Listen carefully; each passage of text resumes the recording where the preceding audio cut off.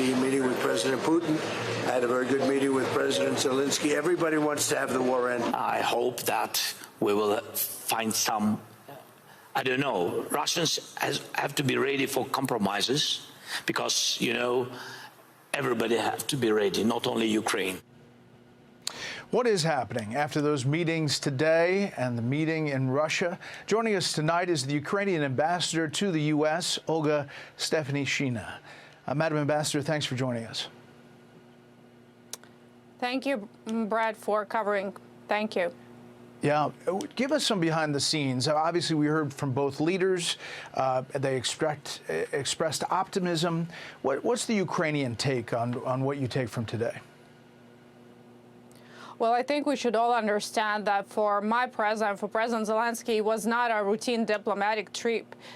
He just had it for a meeting with President Trump, like 30 hours from a country which is almost blacked out after Russian missile attacks to civilian infrastructure and to civilians. So that means that the process we're in currently, the process of negotiations, is going in the right direction. It was very important to meet, and after that, presidents have agreed on a calendar of next steps.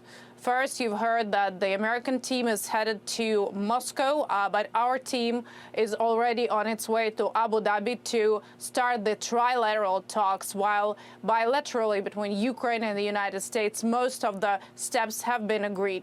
I think it's a beginning of a big breakthrough.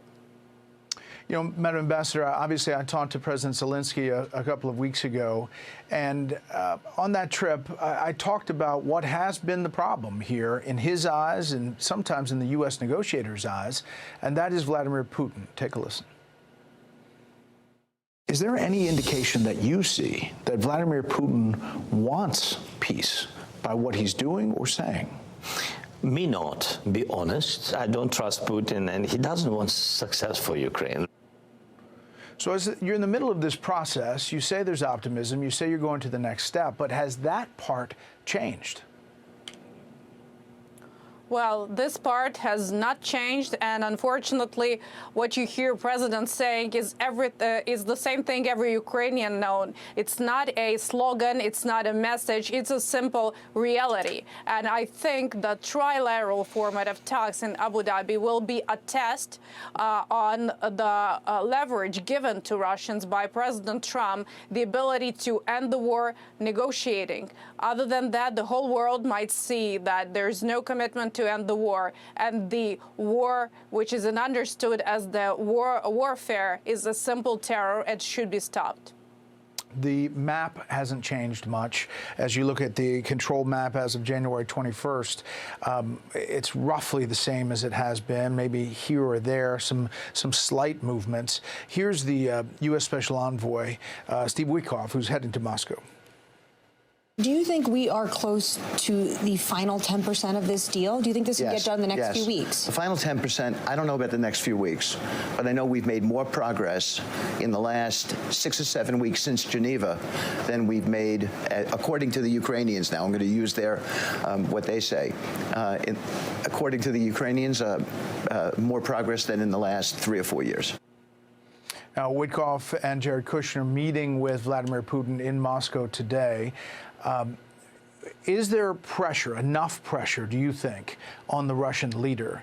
Do you, the Ukrainians, see movement on that side when it comes to the pressure that previously President Zelensky said was needed? I think what is important is that Ukraine is doing a showcase on how pressure could be put on Russia, and also President Trump, by imposing sanctions, but also enforcing it through targeting the shadow fleet, gives a clear signal that there's no way back in terms of ending the war. I think securing the process at the level of the negotiating team was vital, but at the same time there was a clear call to action, and it was agreed on both sides by President Trump and by President Zelensky over the meeting.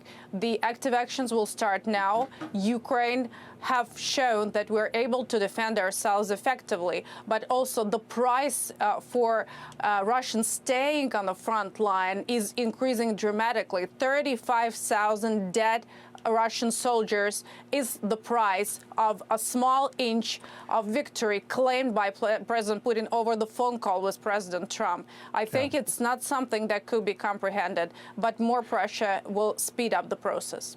Ukraine is ready to make major concessions? There's been a 20-point peace plan, and we are speaking about the just process and security guarantees. It's not like one point to be agreed. There is a complex of steps, and I'm sure that when we're speaking about Ukraine being a member of European Union, Ukraine being a country guaranteeing European security and the front line of freedom in Europe, this is what we are fighting for. And I'm sure that the final answer to this, to any question, will be given by the people of Ukraine. Okay. Madam Ambassador, I appreciate the time. Thank you. Thank you. Thank you. Hey, Sean Hannity here. Hey, click here to subscribe to Fox News YouTube page and catch our hottest interviews and most compelling analysis. You will not get it anywhere else.